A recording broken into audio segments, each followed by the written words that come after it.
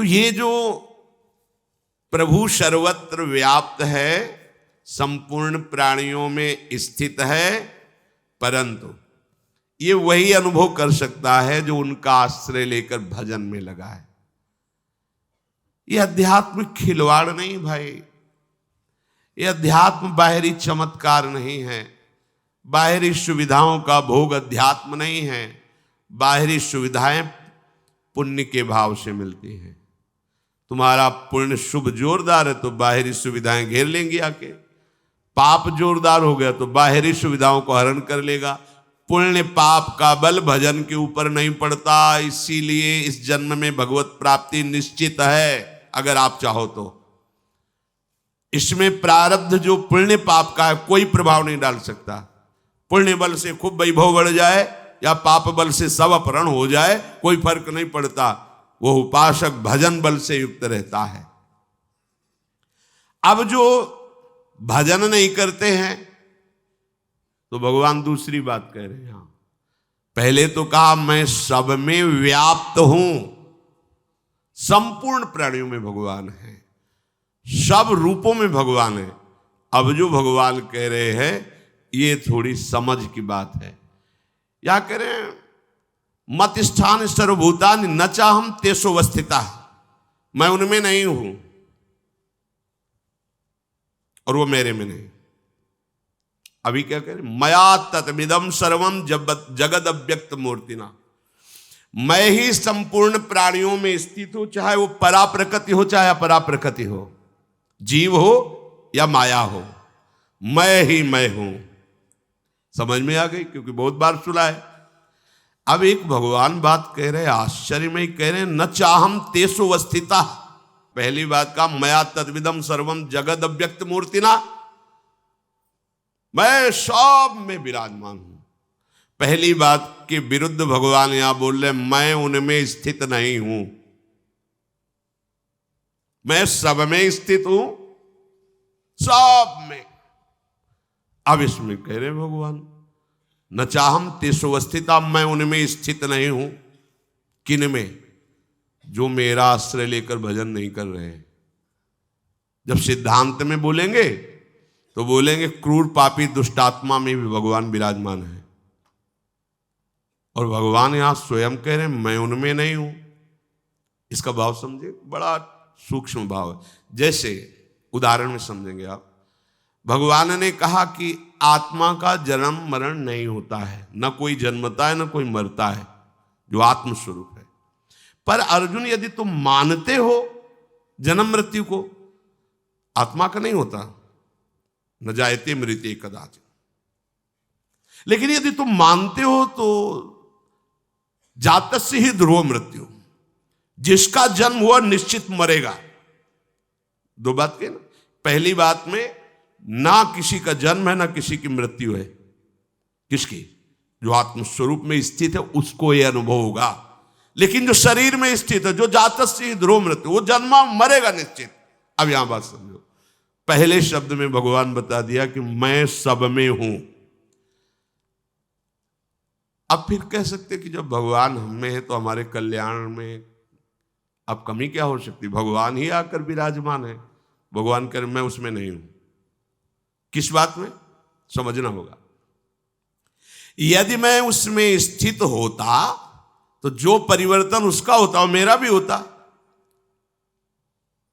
मैं तो अविनाशी हूं और वो स्थित है विनाशी शरीर भाव में, तो मैं उसमें नहीं हूं। उसके भाव में मैं नहीं हूं, इसलिए मैं नहीं हूं। सूक्ष्म भाव समझना, क्योंकि अगर मैं हूं उसके भाव में तो मेरा भाव आएगा। मैं अविनाशी हूं तो वो अविनाशी होगा, मैं चिदानंद हूं तो चिदानंद होगा। ये सब मेरे लक्षण उसमें नहीं है। क्यों? क्योंकि वो विनाशी शरीर भाव में, इसलिए मैं नहीं हूं। होते हुए भी मैं नहीं हूं। आत्मा का जन्म मरण ना होते हुए भी जन्म मरण होता है। ये गूढ़ विषय पवित्र बुद्धि में समझ में आएगा। उसका परिवर्तन होता है तो मेरा परिवर्तन होता है, उसका नाश होता है तो मेरा नाश होता है, उसका अभाव होता है तो मेरा अभाव होता है। लेकिन मेरा ना कभी अभाव होता है, ना परिवर्तन होता है, ना नाश होता है। क्यों? क्योंकि मैं उसमें हूं ही नहीं। किसमें? जो मेरा आश्रय लेकर के भजन करते हैं उनको ये अनुभव आएगा कि मैं उनमें हूं, वो मेरे में है। और जो मेरा आश्रय नहीं लेते, भजन नहीं करते, तो वो किसका आश्रय लिए? परिवर्तन विनाशशील शरीर संसार का। इसलिए मैं उनके भाव में नहीं हूं। तो भाव में नहीं तो नहीं है। हमारे भाव में भगवान नहीं तो कहीं भगवान नहीं है। वो दुष्ट नीच पापी, ऐसा दर्शन होता है। हमारे भाव में भगवान है तो सर्वम खलविदम, सब जगह भगवान। बात समझना, मैं नहीं हूं उनमें।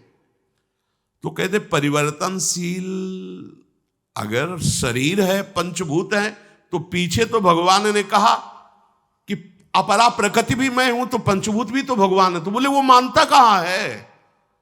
वो मानता का उसके भाव में नहीं है ना, इसलिए मैं नहीं हूं। समझ पाए? होते हुए भी भगवान ने मना कर दिया कि मैं नहीं हूं। बोले भगवान क्यों नहीं देख रहे, उनको क्यों नहीं बचा रहे? क्योंकि वहां नहीं है। नहीं है तो सर्वम, सब जगह भगवान। तो वो मानता कहां है? उसने पुकारा कहां? उसने भजा कहां? इसीलिए सब हो रहा है। ये बड़ा सूक्ष्म विषय है। तात्पर्य है परिवर्तनशील नाशवान अभाव में यदि तुम्हारा भाव है तो भगवान तुम में रहते हुए भी तुम में नहीं है उन्हीं की धरा में हो, पर तुम्हारे भाव में नहीं रहा तो नहीं है भगवान। जैसे शिल्पिल्ले बाई को कोई आकार विग्रह नहीं दिया था गुरुजी ने, ऐसे पत्थर को टुकड़ा दे, प्योर पत्थर, कोई आकार नहीं, और कहा ये तुम्हारे भगवान श्याम सुंदर है। उनके भाव में आया मेरे भगवान श्याम सुंदर है, छाती से हृदय में लगाए, रात दिन उन्हीं को प्यार दुलार। अब जब ब्याह हुआ तो पति की तरफ हेर ही नहीं रही थी। पति ने देखा कौन सा, किसकी छवि क्या, तो देखा एक पत्थर का टुकड़ा है। हमसे ब्याह किया, हमारी तरफ तो देख रहे पत्थर के टुकड़े एक देर जल में फेंको। भारी व्याकुलता, कूद पड़ी। अब तो प्राण त्याग देंगे, अपने प्रभु के बिना मैंने नहीं जी सकती। जल से निकल करके पत्थर का टुकड़ा, और सामने ही ललित त्रिभंगी मुरली मनो है ना उस पत्थर में, उसके भाव में नहीं है ना, वो फेंक दिया है पत्थर का टुकड़ा। वहां भांग जिससे बांटी जाती थी वो बट्टा धन्ना जी को दिया, ये भगवान है तुम्हारे। बालक थे तो शालिग्राम भगवान को नीचे बैठा दिया और बट्टा को ऊपर से रख दिया। बोले बड़े ठाकुर चाहिए कि छोटे? बोले हमें तो बड़े ठाकुर चाहिए। तो हाँ, बड़े वाले ऊपर स्वामी है, ये ले। बस नहा के इनको नहला देना और पवा के इनको तुम पा लेना। साक्षात ठाकुर साथ घूमते थे ना। भांग के बट्टे में अगर हमारा भाव नहीं तो नहीं है ना, वो तो भांग का बट्टा, कोई श्री विग्रह थोड़ी हमारे लिए नहीं है, उनके लिए है। बस ये बात समझना है। नचमत स्थानि भूतानि, संपूर्ण प्राणी जो वो मेरे में नहीं। पहले मैं बताया कि मैं सब में हूं, उसकी बात के विरुद्ध में बोले कि मैं उनमें नहीं हूं। अब इसमें दूसरी बात में सब मेरे में हैं, उस बात के विरुद्ध कह रहे वो प्राणी मेरे में नहीं है। क्योंकि यदि मेरे में स्थित होते तो मेरा निर्विकार स्वरूप हो, निर्विकार हो जाते। बोले नहीं, अब ये तो भगवान में स्थित है, ये तो भगवान के समान है। क्योंकि भगवान में स्थित नहीं है, वो विकारों में स्थित है। इसलिए भगवान कह रहे वो मेरे में स्थित नहीं है, मैं उसमें स्थित नहीं हूं। प्रभु जैसे निर्विकार हैं वैसे ही वो निर्विकार हो जाएगा। प्रभु जैसे परमानंद में है वैसे वो परमानंद हो जाएगा। प्रभु सब काल में, सब समय में, सब व्यक्तियों में है, तो ऐसे ही उसको अनुभव हो जाएगा मैं ही सब में हूं। जो यहां सो सारे जगत में, भेद खत्म।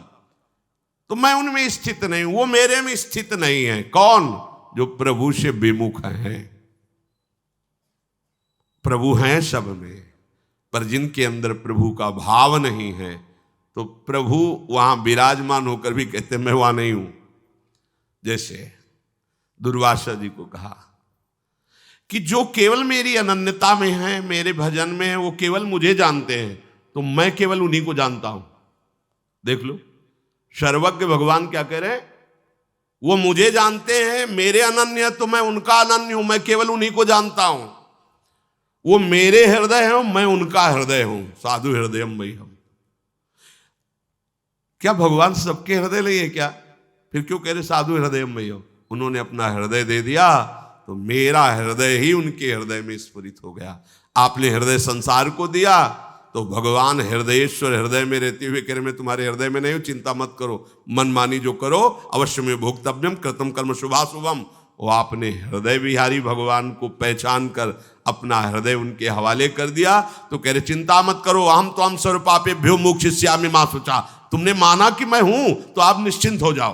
तुमने माना कि यहां भगवान नहीं है तो मैं नहीं हूं, हम आंख मुंदे हैं, नहीं है, मान लो नहीं है, तो भोग रहे हैं, जन्म मरण को प्राप्त हो रहे हैं। श्री भगवान कह रहे मैं उनमें स्थित नहीं हूं, वो मेरे में स्थित नहीं है। बोले अब इनकी भगवान में स्थिति है। भाव वस्तुतः संपूर्ण प्राणियों का उत्पन्न होना, संपूर्ण प्राणियों का पालन होना, संपूर्ण प्राणियों का सृजन होना और संपूर्ण प्राणियों के रूप में होना, ये केवल भगवान ही है। प्राणियों का भरण पोषण धारण स्थिति मैं ही हूं, पर जो मेरा भजन नहीं करते, मेरा आश्रय नहीं लेते, मैं उनके भाव में नहीं हूं ना, तो नहीं हूं। जाकी रही भावना जैसी, वो मेरे में स्थित नहीं है, इसलिए मैं उनमें स्थित नहीं हूं।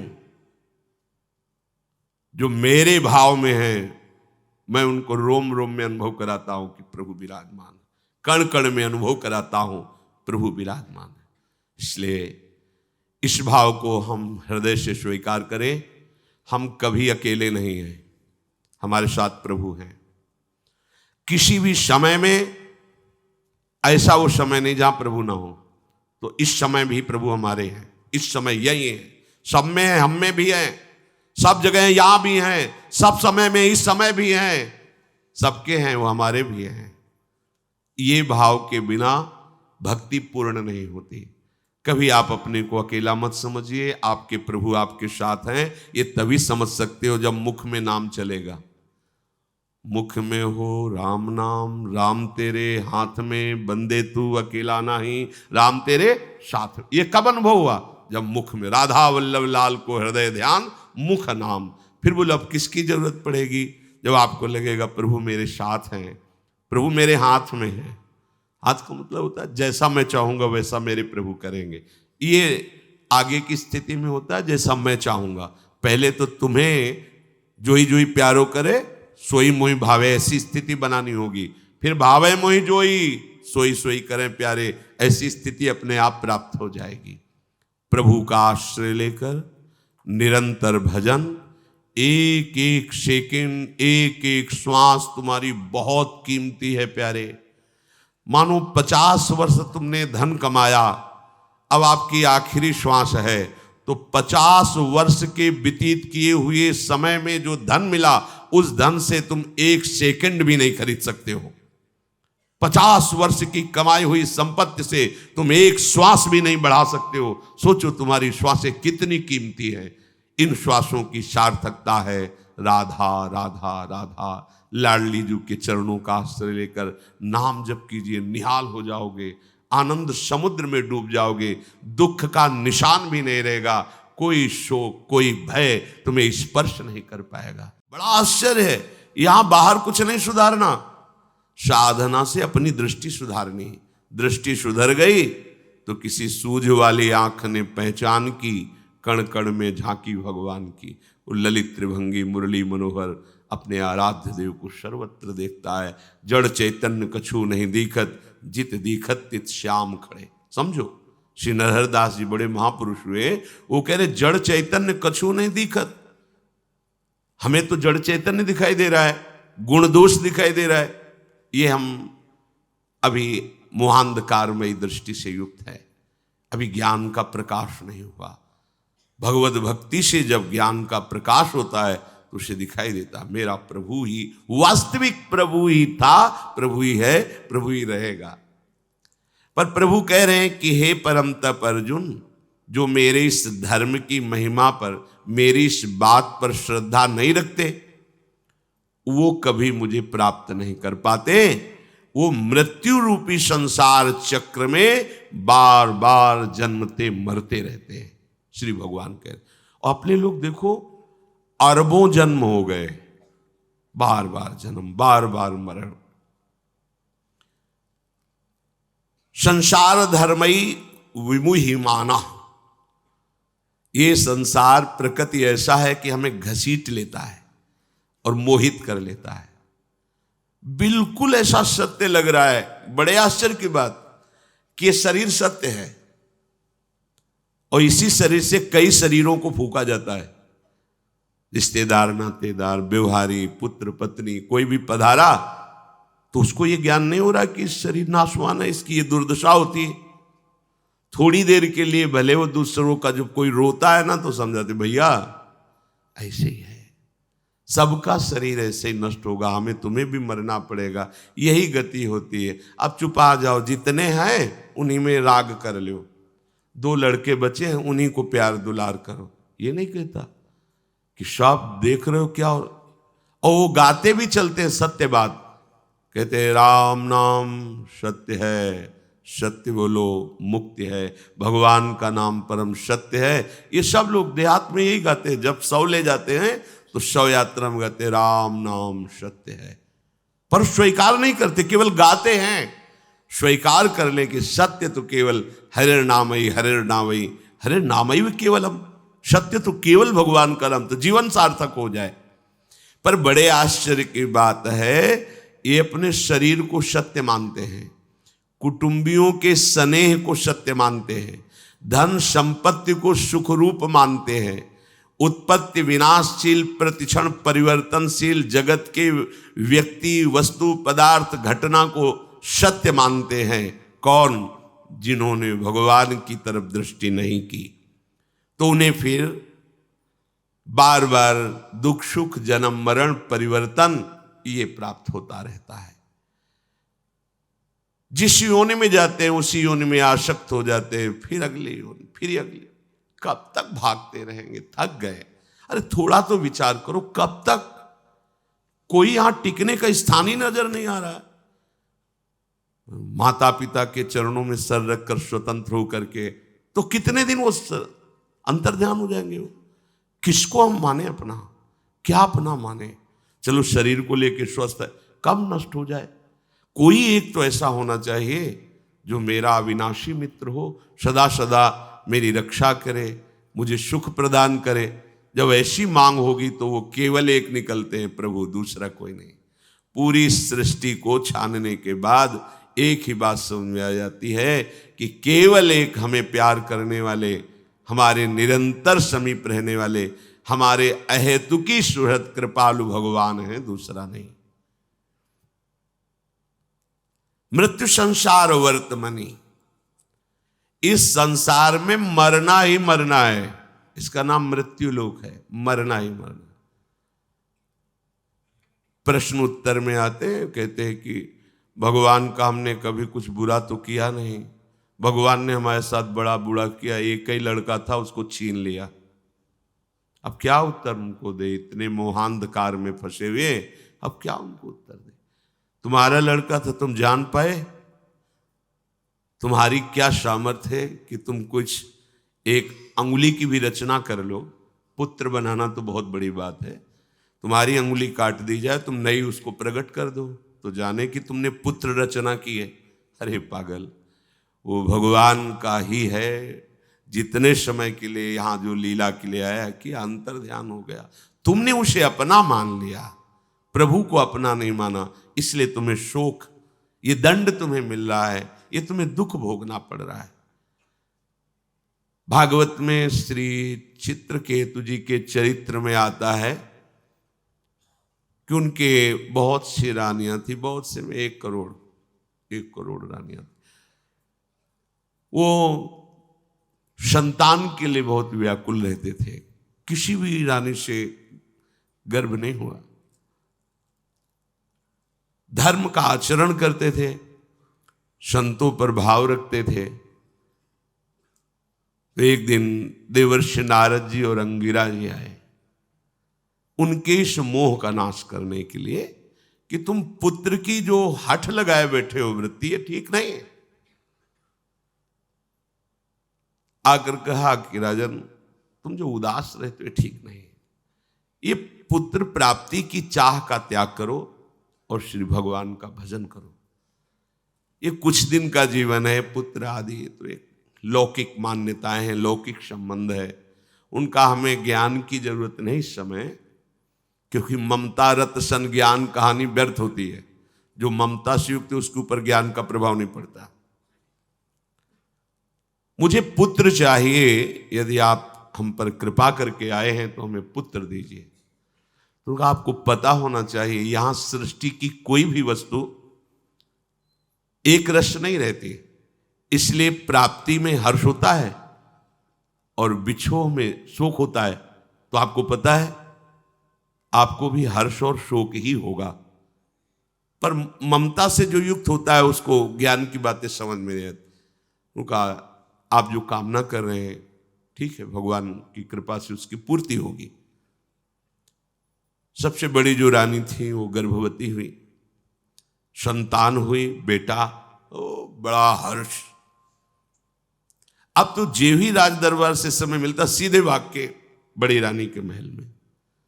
जो अन्य रानियां थी वो आपस में बैठकर संगोष्ठी की, जैसे रसिकों की संगोष्ठी होती है ऐसे प्रपंचियों की भी होती है, कि अब तो राजा हमारी तरफ देखते ही नहीं, बोले आना उनके बेटा हो गया, हमारे बेटा नहीं, तो इसलिए बोले हम सबको राजा की तरफ से दूर करने वाला यही तो है ना बेटा, मार देते हैं, बेटा मर जाएगा तो फिर आगे चलकर हम सबसे प्यार करेंगे, ऐसा ही। तो जो धायमा सेवा में थी तो रानियां ही थी, शासन और प्रलोभन दोनों वृत्तियों का प्रयोग करके उससे कहा बालक को जहर दे दो। दूध में जहर दे दिया गया। कुछ समय के बाद बड़ी रानी अपने बच्चे को लाड दुलार करने के लिए गई तो देखा श्याम वर्ण जहर का प्रभाव। अब हाहाकार, राजा व्याकुल होकर चित्रकेतु जी आए, कैसा विलाप कर रहे हैं। जब किसी धर्मात्मा को क्लेश होता है तो महात्मा वहां जरूर पहुंच जाते हैं, या उनको महात्माओं का सहयोग दे दिया जाता है, ये भगवान की तरफ से होता है। फिर अंगिराजी और देवर्षि नारद पधारे, कहा राजन तुमसे कहा था यहां की प्रत्येक वस्तु जो प्राप्त होती है उसमें हर्ष होता है, और चूंकि नाशवान इसलिए जब नष्ट होगी तो शोक होता है। आप हमारी बात को समझ नहीं पाए थे, अब समझ लीजिए। उनका मुझे उपदेश नहीं, मुझे हमारे पुत्र से बात करनी है, बात करनी है, अभी बुला देता हूं। वो सामर्थ्यशाली महात्मा आकर्षण किया, जीवात्मा उपस्थित, बोले देखो ये तुम्हारे पिता तुम्हारे लिए कितने दुखी हो रहे हैं, आओ अपने शरीर पे आ जाओ। अरे उनका महाराज आप क्यों ऐसी मजाक की बात करते हैं, हमारा बाप है, कई बार ये मेरा बेटा बना, मेरी पत्नी बना, इसको पता है ये मेरा अरे कुछ समय के लिए अपने कर्म बंधन से जकड़ कर इसके पास आया था, मैं इसका पुत्र नहीं हूं। ऐसे कठोर वचनों से बोले कि राजा को होश हो गया। अरे मैं जिसके लिए इतना रो रहा हूं, हाय हाय कर रहा हूं, कैसे बोल रहा है। अंतर्ध्यान जीवात्मा। बस उसी समय उनको वैराग्य हुआ और भगवान शंकरषण की आराधना करके भगवत साक्षात्कार किया। इस संसार को हम सत्य मान रहे हैं, रिश्ते नातों को सत्य मान रहे हैं, क्यों? भगवान कह रहे असत दधाना पुरुषा, क्योंकि उनको मेरे पर श्रद्धा नहीं है, इसलिए उनकी ये दुर्गति हुई। क्या दुर्गति? वर्तमान में शरीर से राग हो जाना, शरीर संबंधियों से राग हो जाना, शरीर भोगों से राग हो, वर्तमान में दुर्गति है। इसका परिणाम तो दुर्गति है ही है, केवल दुर्गति परिणाम है, केवल दुर्गति। और प्रायः हम सब इसी में फंसे हुए हैं।